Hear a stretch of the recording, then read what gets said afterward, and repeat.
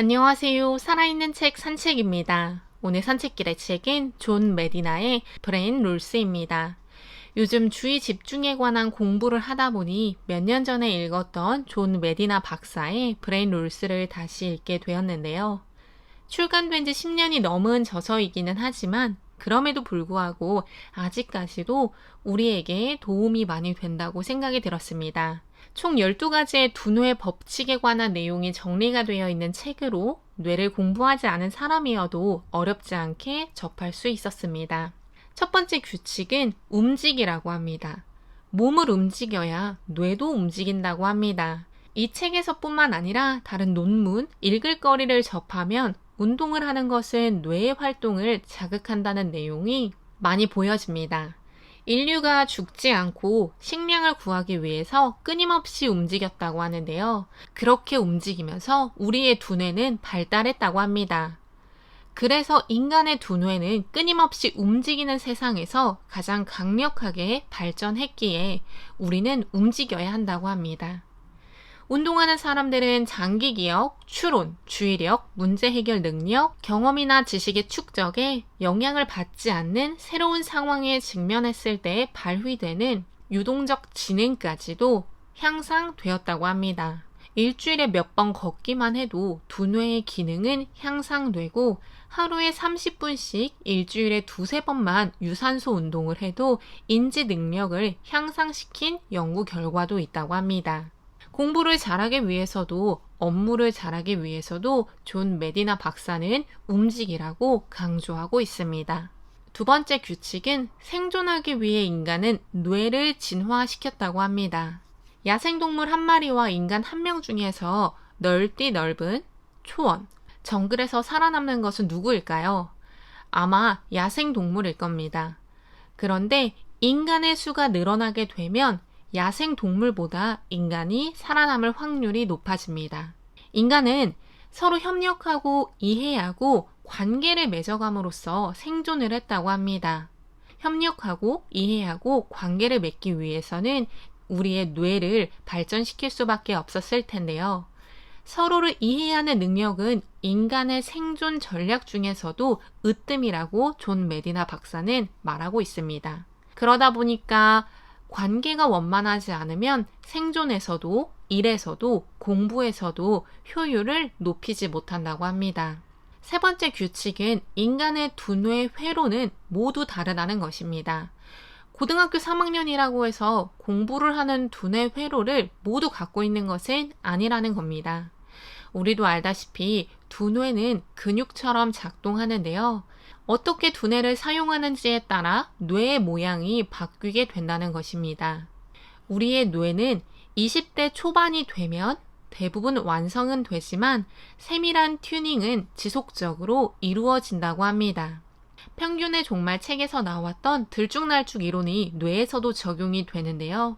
인간이 어떤 것을 배우고 경험하는지 등에 따라 뇌가 발달하는 곳이 다르게 된다는 것입니다. 특히 교육이 이루어지는 곳은 이 세 번째 규칙, 인간의 두뇌가 모두 다르다는 것을 꼭 적용해야 한다고 존 메디나 박사는 말하고 있습니다. 제가 썼던 책, 결국 답은 교육자다에서도 언급했듯 학급 규모가 작아져야 한다고 이야기하며 교수법은 가능한 한 개인에게 맞는 교수법을 진행해야 한다는 것입니다. 네 번째 규칙을 읽기 위해서 사실 이 책을 다시 들었는데요. 따분한 것들은 인간의 관심을 끌지 못한다는 것입니다. 지루하면 주의를 끌지 못한다는 것입니다. 저도 다양한 주의 집중과 학습 효과에 관련된 논문을 읽고 있지만 주의 집중이 되어야만 학습자의 학습 효과가 높아진다는 연구 결과가 무수히 많습니다. 사람들은 평균적으로 10분 정도 주의 집중을 한다고도 하는데 특정 기간 동안 사람의 주의를 끌고 붙잡아둘 수 있는 방법을 학습에서도 일을 하는 공간에서도 우리는 찾아야 한다는 것입니다. 주의를 끌 수 있는 방법으로 이 책에서는 과거의 경험을 활용하거나 흥미를 느끼는 것을 제시하거나 강한 감정을 느끼도록 하거나 세부 사항에 앞서 의미를 전달하고자 하는 핵심을 먼저 던지라고 합니다.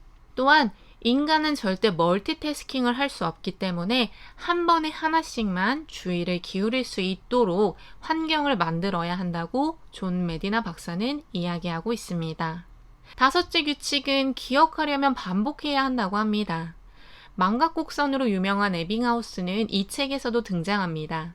무언가를 배우고 반복하지 않으면 당연히 잊어버린다는 것입니다. 기억을 지속적인 형태로 바꾸기 위해서는 간격을 두고 반복하는 것이 중요하다고 하는데요. 우리가 기억을 잘하기 위해 단순 반복뿐 아니라 정보를 더욱 정교하게 부호화하는 것도 중요하다고 합니다. 나만의 방식으로 그 정보를 바꾸는 작업을 부호화라고 이야기하면 조금 더 쉬울 것 같습니다. 아이러니하지만 더욱 정교하게 부호화하기 위해서는 정보가 복잡해야 한다고 합니다. 예를 들어 이름을 기억하기 위해서는 이름만 기억하는 것이 아니라 그 사람의 인상착의, 외모를 기억해 이름과 매칭을 시켜야 이름을 더 잘 기억할 수 있다는 것입니다. 이름의 글자 수와 그 사람의 인상착의, 외모 중에서는 그 사람의 인상착의나 외모가 더 세부적인 정보이지 않을까 싶은데요. 그런 정보를 이름과 매칭을 시킬 때 이름을 더 잘 기억한다는 것은 존 메디나 박사도 아이러니하다고 이야기한 것 같습니다. 또 기억을 잘하기 위해서는 실제 사례를 제공하는 것이 좋고 기억해야 하는 부분을 앞부분에 제시하는 것이 좋다고 합니다. 여섯째 규칙은 기억은 다시 반복을 낳는다고 합니다. 다섯째 규칙은 단기 기억을 다루었다면 여섯째 규칙은 장기 기억을 다루었는데요. 가장 전달하고 싶었던 내용 중 한 가지의 정보가 장기 기억으로 저장되고 완전히 내 것이 되기까지는 몇 년이 걸릴 수도 있다는 것입니다. 사람들은 한두 달만 하고 몸으로든 머리로든 자신의 정보가 되지 않는다고 포기하는 경우가 있습니다.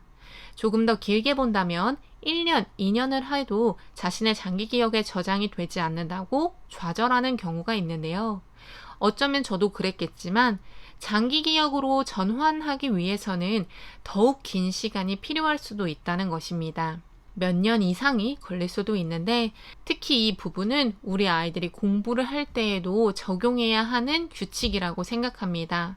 일곱째 규칙은 잠을 자라고 합니다. 두뇌를 활성화하기 위해 생각을 하고 학습을 하기 위해 잠은 필수 전제 조건이라고 합니다. 사람마다 적절한 수면 시간이 다르다는 것은 여러 연구를 통해 접했으나 확실한 것은 잠이 부족하면 인지 기능이 저하된다는 것입니다. 잠이 부족하다는 것은 정신이 손상된다는 것을 의미한다고 하는데요. 잠이 부족하면 주의력, 실행 기능, 즉각적 기억력, 작동 기억, 기분, 논리적 추론 등 모든 영역에서 손상을 입게 된다고 합니다.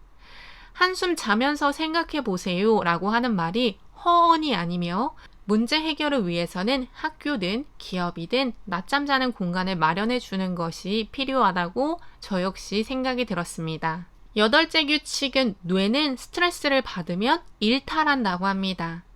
우리의 두뇌는 하나로 집에서 받은 스트레스 때문에 일을 제대로 하지 못하는 것은 정상입니다. 책을 읽거나 강연을 듣다 보면 집에서 받은 스트레스는 집에 두고 오라는데 이는 우리의 두뇌를 명확하게 파악하지 못하고 이야기하는 것이라고 생각이 들었습니다. 직장에서 스트레스를 받게 되면 당연히 집에서도 그 스트레스를 받은 상태가 그대로 올 텐데요. 그렇기 때문에 집에서도 스트레스를 표현할 수밖에 없다고 합니다. 그렇게 우리의 뇌가 하나밖에 없다는 것입니다. 특정 유형의 스트레스는 일의 성과, 학습 효과를 높이지만 어떤 유형의 스트레스는 그렇지 않습니다. 다시 이야기해서 자기가 어떤 스트레스를 받을 때 일과 학습의 효율이 높아지는지를 스스로 판단할 수 있는 것이 가장 중요하다고 저는 이 규칙을 읽으면서 생각했습니다. 또 인간의 두뇌는 30초 정도 지속되는 스트레스에만 대처할 수 있도록 되어 있기 때문에 그 이상이 되면 온몸이 아플 수 있다고 합니다. 몸뿐만 아니라 정신도 아프게 된다고 하는데요.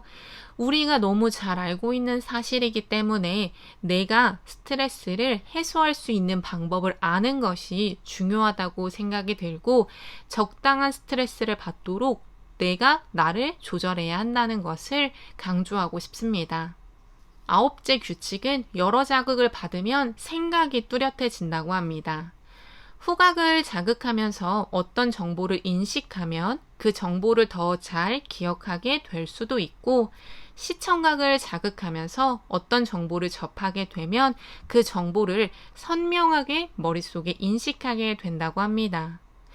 특히 후각을 자극하는 것은 기억을 환기시키는데 대단히 효과적이라고 하는데요. 그래서 존 메디나 박사는 사무실을 담배 연기로 채우지 말고 디퓨저와 같은 향으로 채우라고 조언합니다.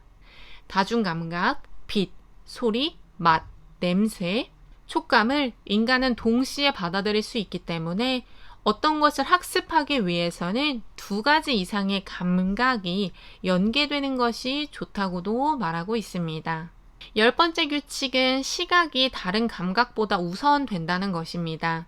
그래서 이미지의 강력한 효과를 광고를 할 때도 경고를 할 때도 활용하지 않을까 싶은데요. 인간은 중대한 위협을 당할 때, 동물에게 공격을 받는 것과 같은 생명 위협을 당할 때, 식량을 공급받을 때, 이것이 밀인지 쌀인지 먹어도 되는 것인지 구분할 때, 자신의 짝을 찾을 때 시각을 항상 이용해 왔기 때문일 것이라고 합니다. 귀로 듣는 정보는 3일이 지나면 10%만 기억하지만 그림이 추가된 귀로 듣는 정보는 65%를 기억할 수 있다고 합니다. 11번째, 남자와 여자는 다르게 생각하고 느낀다고 합니다. 그래서 연애에 관한 글, 결혼에 관한 글, 함께 일을 할 때 다양한 사례에 관한 글을 보면 서로의 생각이 다르구나, 그렇기 때문에 행동이 다르구나 라는 것을 저도 느끼는데요. 생각의 차이가 다른 이유를 유전적으로, 신경생리학적으로, 경험적으로 사례를 들어가며 책에서는 이야기합니다. 중요한 것은 유전적인 것이 일부 남녀의 생각의 차이를 만들 수는 있지만 어떻게 자라왔는지에 따라서도 충분히 서로의 생각이 다를 수 있다는 것을 인정해야 한다는 것입니다. 생각의 차이가 서로를 배척하는 것이 아니라 그럴 수도 있다라고 인정하고 서로 이해할 수 있어야 한다는 것입니다. 마지막 규칙은 인간은 평생 탐구한다고 합니다. 인간은 타고난 탐구자이자 탐험가라고 합니다. 평생 배움을 멈추지 못하게 하는 이유는 탐구하는 인간이기 때문입니다. 아이들만 호기심이 있고 아이들만 무언가를 계속 탐구하고 도전하려고 한다고 생각하는데요. 성인 역시 아이들의 두뇌처럼 일부는 유연한 상태를 유지하면서 새로운 연결고리를 만들어가는 것을 꾸준히 원한다고 합니다. 또 만들어진 연결고리도 계속해서 자극함으로써 강화될 수도 있고 새로운 뉴런을 만들어내면서 학습을 지속할 수 있는 가능성을 제공하기도 합니다. 그래서 어른이 되어서도 계속해서 무언가를 배우려고 노력하는 것은 어쩌면 사람의 본능, 우리가 가진 뇌의 본능이 행동으로 표현되는 것입니다. 어떤 일을 할 때 기계를 활용한다면 그 기계를 어떻게 활용해야 일의 효율을 높일 수 있을지를 궁리합니다. 인간의 뇌를 기계로 비유하는 것이 온전치 못할 수 있으나 일을 하든 공부를 하든 어떤 활동을 하든 우리가 가진 말로 표현하지 못할 정도로 멋지고 대단한 우리의 뇌를 잘 활용하는 것은 중요합니다. 100% 모든 사람의 뇌가 12개의 규칙을 따를지 그렇지 않을지는 모릅니다. 그럼에도 불구하고 나에게 맞는 규칙이 있다면 내가 가진 나의 위대한 뇌를 잘 활용하기 위해서 노력해보는 것이 중요합니다. 오늘 산책길의 책은 존 메디나의 브레인 룰스였습니다. 감사합니다.